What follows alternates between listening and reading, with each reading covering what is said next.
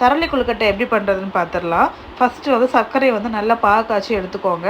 அதுக்கப்புறம் வந்து தேவையான அளவு அரிசி மாவு எடுத்துகிட்டு அது கூட கொஞ்சமாக தேங்காய், அப்புறம் வந்து பாகு காய்ச்சி வச்ச சர்க்கரை பாவை வடித்து இதில் சேர்த்துக்கிட்டு நல்லா மிக்ஸ் பண்ணி எடுத்துக்கணும். அப்புறம் கொஞ்சமாக பாசி பருப்பையும் நல்லா வறுத்து இது கூட சேர்த்துக்கணும். அப்புறம் கொஞ்சமாக சுக்கு பொடி, கொஞ்சமாக ஏலக்காய் பொடி இவ்வளோ போட்டு நல்லா மிக்ஸ் பண்ணி வச்சுட்டு அப்புறம் வந்து ஸ்டஃபிங் ரெடி பண்ண ஆரம்பிக்கணும். நான் இன்றைக்கி தென்னை ஓலையை வந்து நல்லா சீவி இந்த மாதிரி குச்சி குச்சியாக எடுத்துக்கணும். அதுக்கப்புறம் தரளி இலை இவ்வளோ எடுத்துகிட்டு இந்த வீடியோவில் காட்டுற மாதிரி ஃபோல்ட் பண்ணி எடுத்துக்கோங்க.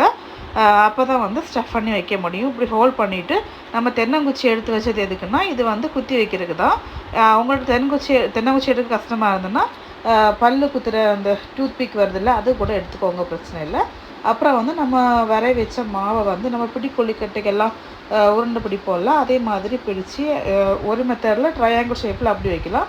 இன்னொரு மெத்தடில் இப்போ காட்டுற மாதிரி சுற்றியும் இந்த மாதிரி வைக்கலாம். அந்த மாதிரி உங்களுக்கு ஃபோல்ட் பண்ண வரலன்னா இந்த மாதிரி வேணாலும் வச்சுக்கோங்க. இது கூட அந்த இலை கூட சேர்ந்து அந்த கொழுக்கட்டை வேக போது நல்ல ஸ்மெல்லாக இருக்கும். அப்புறம் இதை வந்து இட்லி குட்டத்தில் வேக வச்சு ஆவி ஏற்றி எடுத்தால் போதும்.